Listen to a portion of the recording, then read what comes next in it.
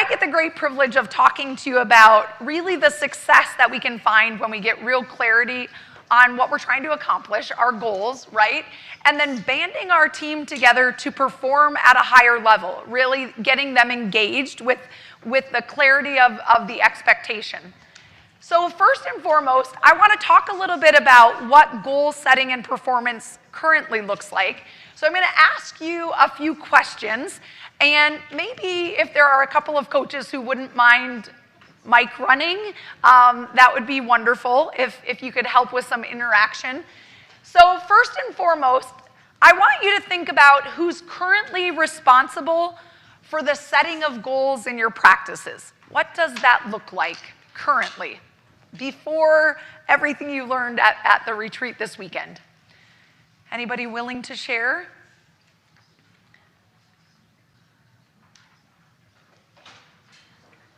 Yes, I'll just come by you, Dr. Pitts, and then that'll be easy.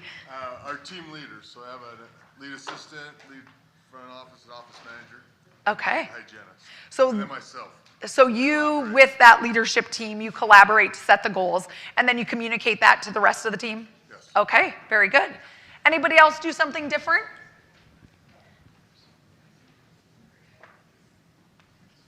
Everybody got shy on Saturday morning, or tired, right?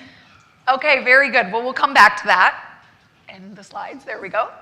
So if you didn't say your process out loud, that's okay, but I want you to think about what's working about the current process you're using for goal setting.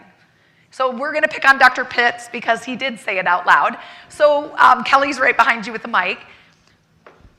What about that approach seems to be working for you? So in our break room, we have a whiteboard that we tally and kind of keep a running record, so we know what the monthly goal is, but as it changes through the month. Yeah. And then the last week's kind of like the fourth quarter, like, can we do that little extra effort to win the month? And what goals have we already hit?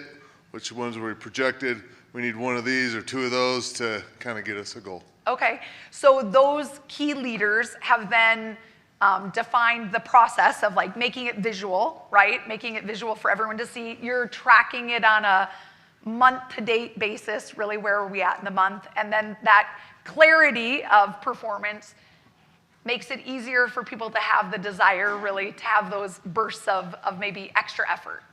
Perfect, very good. So what, again, for those of you who didn't speak out loud, what isn't working as well about your current process as you'd like to? And we'll just keep picking on Dr. Pitts unless someone wants to. Oh, there we go. There we go. Lisa. I'll take you off the hot seat. Yeah, Dr. Pitts appreciates that. So after going through the office manager boot camp, we have this fantastic chart, scorecard, as we call it, and it has all of the information on there. We have our current numbers for the month, and we have our benchmarks on there. So I would say TTI set us up for me, the office manager, bringing all of those things together, and I send that out to the leadership team.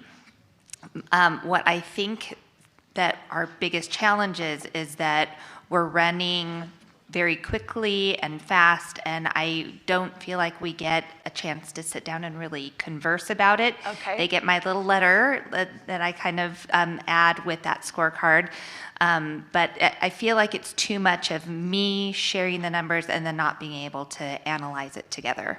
Wonderful. First of all, thank you very much for your transparency on that. Congratulations on your excellent implementation, because you took what you learned and you started doing it, which is fantastic. But what I hear you saying is there's still a bit of a gap between the work you do as the key leader to share the performance statistics, and then the opportunity to really digest the performance and then probably strategize what to do, right? Okay, so these are common challenges. Either we don't have enough people involved in the process, or there isn't enough time to really digest the information, or maybe there's too much information and it's hard to decide what's going to be most meaningful, what's going to give us the greatest return on our effort. And so I always feel like as a leader, my responsibility is to figure out how to get the highest level of ownership and excitement from my team about whatever it is that I'm trying to accomplish. So I want you to think about currently your goals, and if you had to define the amount of ownership and excitement that your team has about the goals your practice has set, what does that look like? Do you think do you think the excitement is like an A+? Are you thinking you're kind of a B-? What's the excitement level and the buy-in and the ownership to the goals look like in your practice? I heard a couple people say C, but would love for a couple of you to share your letter grade and then kind of why you feel the way you feel. I heard people talking. It was just amongst themselves. Yes, perfect.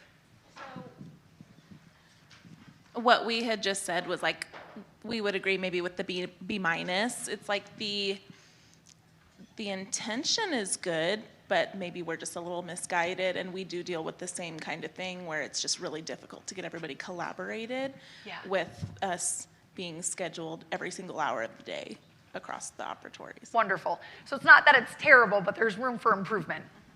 Very good. Anybody else? Yes. I feel that we have probably at a level A or B, because we have a daily goal, and with multiple locations, sometimes team members are going from one location to another. So having the daily goal seems to be a good idea. And we have the chip draw that goes along with the daily goal. So people are motivated by that chip draw, and people are motivated by keeping up with the numbers for that day. And they'll ask, what's the number? What's our number for today? So that they kind of keep up with it that way. So so because you've tied an incentive to it, it's made it a little bit easier for people to stay interested. Right. But I also know your team well enough to know you have a pretty sophisticated leadership team and commitment and dedication to communicating and creating that clarity around performance. So not surprising to me that you would say an A or a B. So because we spent so much time talking about statistics yesterday, at the social networking event, the conversation continued. And I was talking with Dr. Andrew and Dr. Ed Hood about non-dental practice performance. And we actually were talking about, I don't know if any of you followed the College World Series. They were very interested because LSU won, of course. But I'm actually from the Midwest, very close to Omaha, Nebraska, where the College World Series is held. And we were talking about, there's a little bar in Omaha that created a contest of fans who buy Jell-O shots in support of their teams. Did anybody see this? Yes. Yes, okay. Yeah, LSU won by a landslide. But it was brilliant from the bar's perspective because Jell-O costs like nothing. But anyways, what they do is when a customer buys a Jell-O shot, they have to say what team they support. And so then they advertise it throughout the week, and I guess maybe like Tennessee or someone was holding the record. And then the founder of Raising Cane's, the chicken place, apparently came to Omaha and was like, well, I'm going to make sure LSU wins the Jell-O shot, like record or whatever. So and I think it was like $1 per Jell-O shot. And they spent like, Bert, I can't even remember what it was. Like, the last number I saw was 67,000 Jell-O shots. So what does Jell-O shots have to do with anything I'm talking about?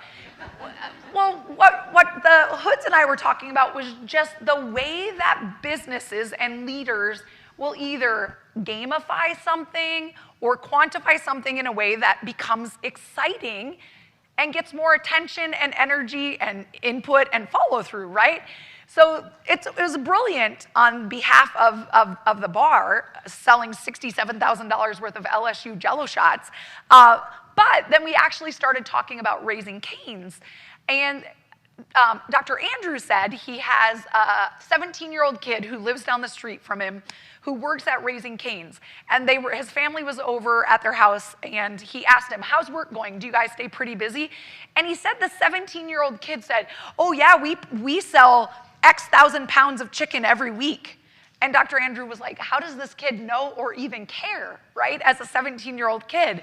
So he started asking him, like, well, how do you know that? And he's like, well, they tell us. We record it. We have goals. We have contests. And so the fact of the matter is, it's not just dental practices, right? It's the bar in Omaha. It's Raising Cane's Chicken. We're all trying to find a way to make what we do more meaningful. And so that's really what I want to talk about. Like, what can we do to improve the engagement levels around our performance?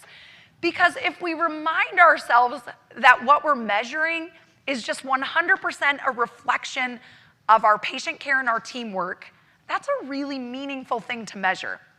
It just so happens it comes out in reports and key performance indicators and all those kinds of things. So for those of you who've known me long enough, you know this is probably my absolute favorite thing to talk about. It's the concept called the dimensions of success. So it was created by a company called Interactive Associates, and they do business consulting with all kinds of different businesses in healthcare, out of healthcare. But what they did was when they started deciding to consult, they started studying really successful businesses. And what they were able to distill down was that these businesses did a really great job of balancing their focus on these three specific areas. So this is supposed to be an equilateral triangle. And for those of you who took geometry, we know that that means all sides are equal, all angles are equal. And in this scenario, it means all areas of focus are equal. So our ability to get results, our ability to define and follow a process, and our ability to really nurture and maximize our relationships. So what they found was the leaders who were most consistent at balancing their efforts in these three areas had the most predictable, consistent, scalable, sustainable levels of success. And why I think this is important is because whenever we start talking about numbers, we get really heavily focused on the results, right? The number is the result of the effort we put in. But if we're not careful, it can be a little bit repelling and maybe kind of defeating the purpose, because people are like, all they talk about is the money or the numbers or what have you.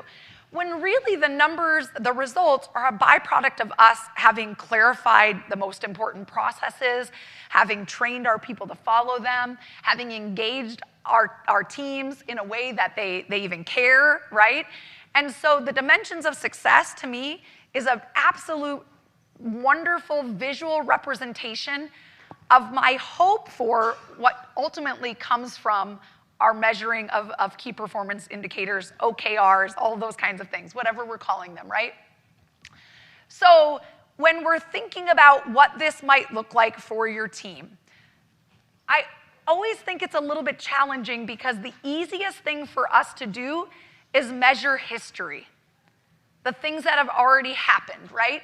So we set goals, but really, the goal really ends up being the measurement of the consequences of what we've already done, right? So production.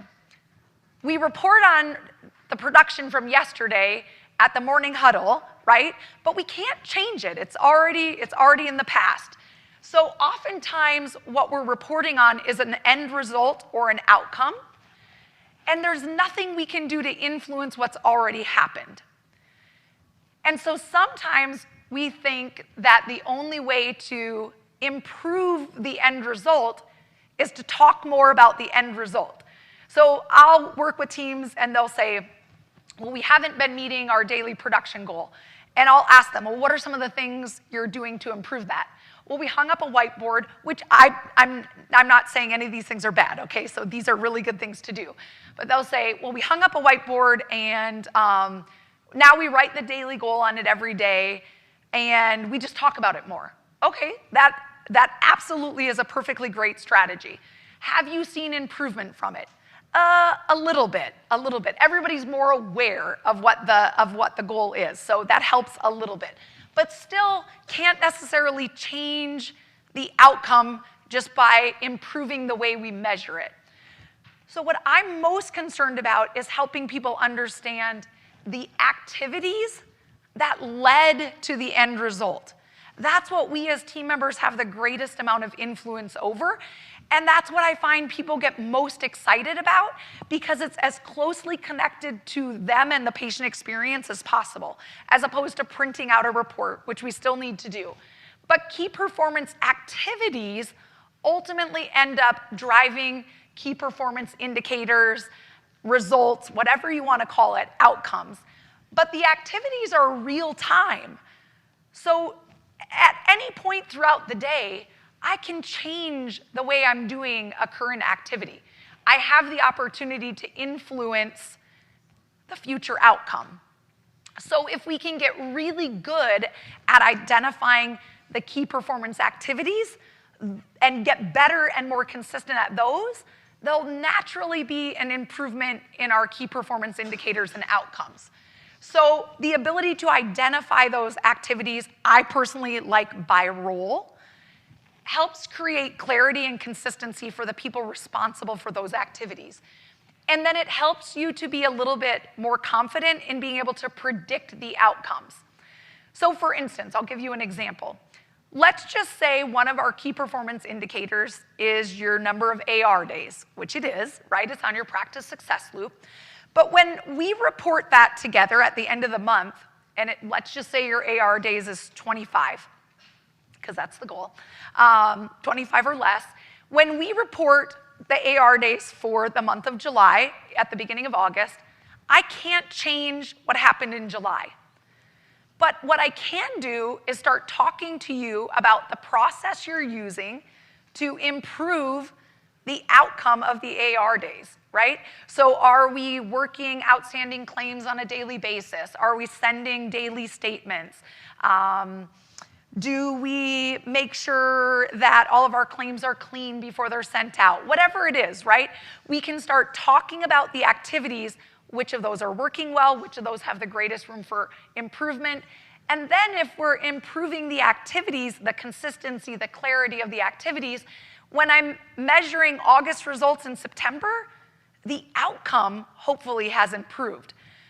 But really what we usually do is we spend so much time on reviewing what we measured, which is already past, and we don't really always spend as much time talking about how we're going to influence it moving forward.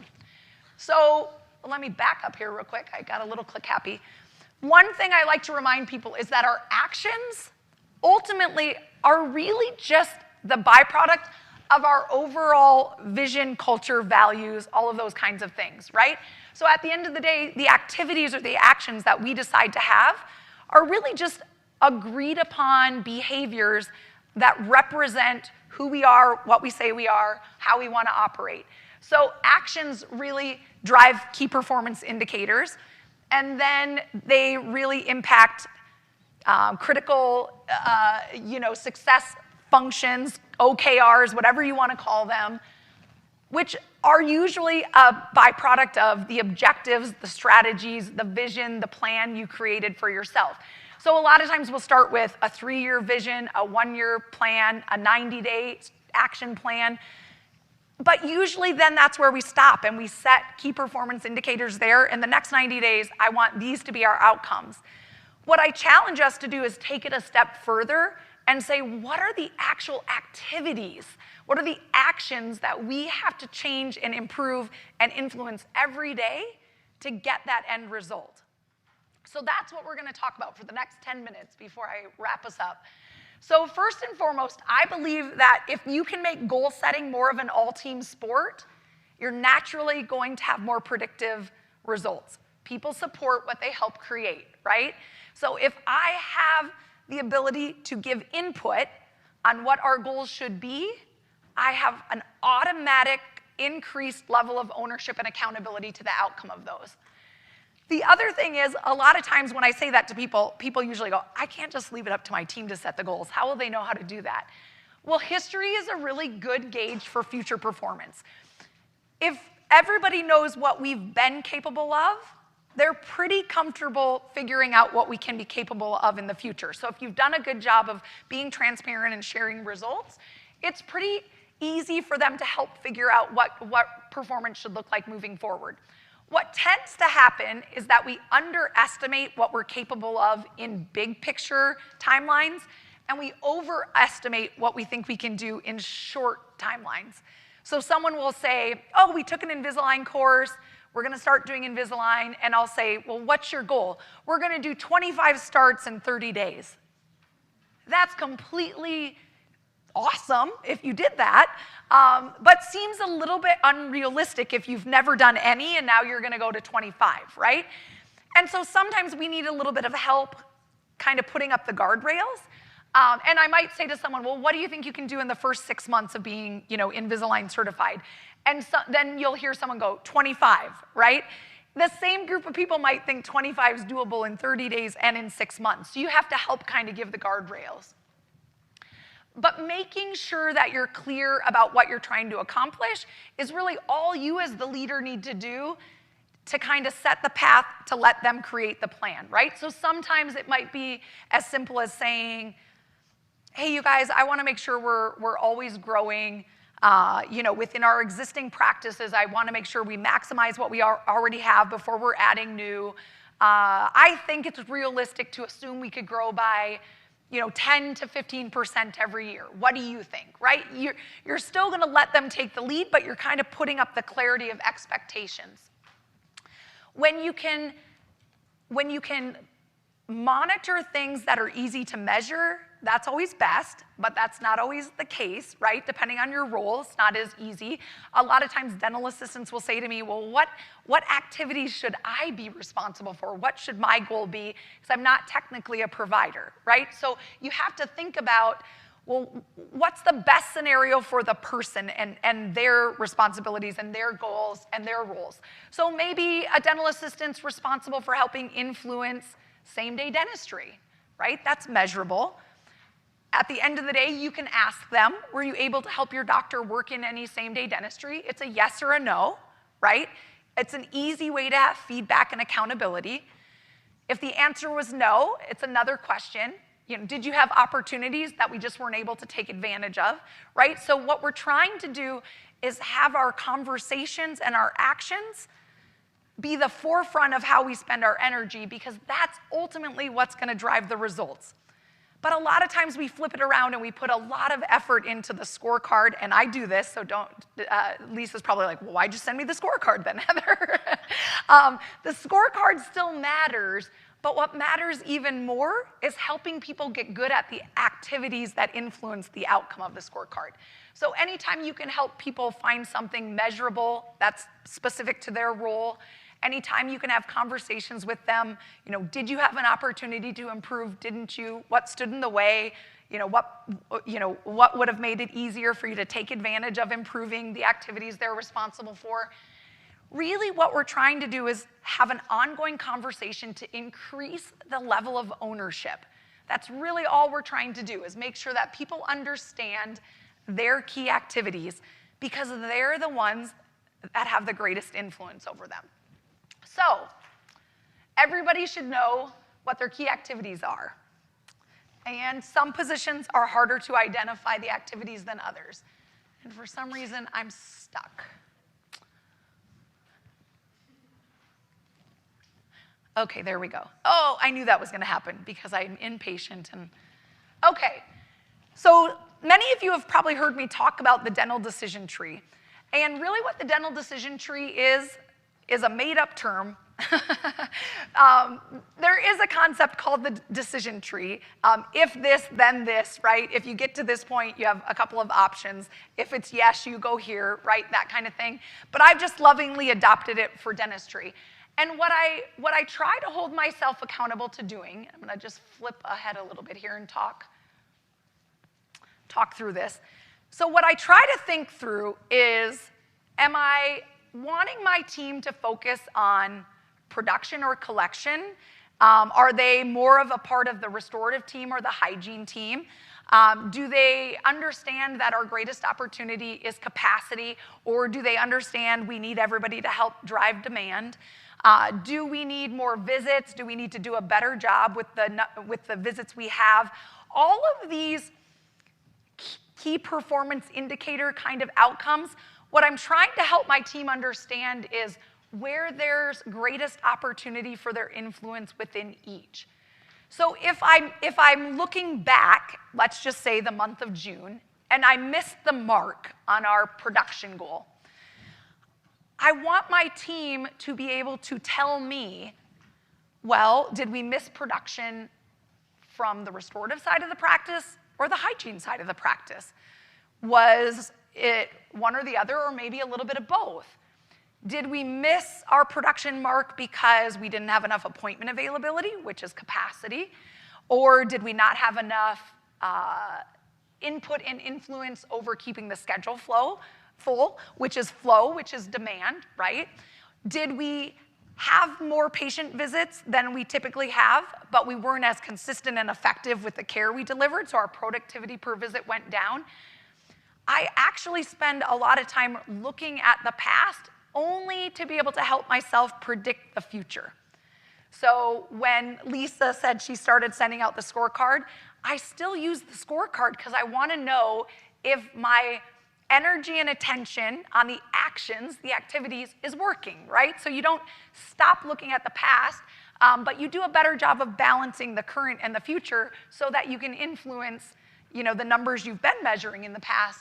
So what should your strategy be to get your team to a point where they're really able to predict, are we going to meet our numbers this month or not?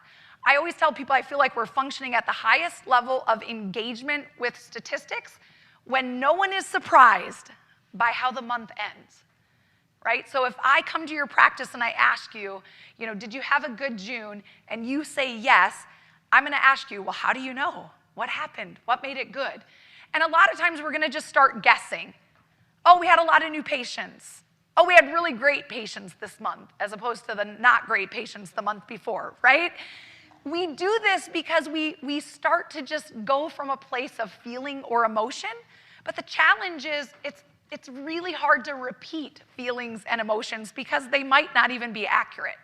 So I'm going to tell you a very quick story, and I need to go faster, right? Because I don't know James who gives like the hook, but there's a practice that I work with out of New York, and their monthly production goal is $750,000 a month.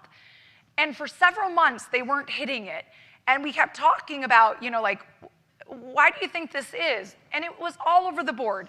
Well, we did more all-on-4 cases before. We're not doing as many crowns. We didn't have as many Invisalign starts. And I was like, okay, let's run the reports, right? Let's make sure that our feelings are in sync with the data.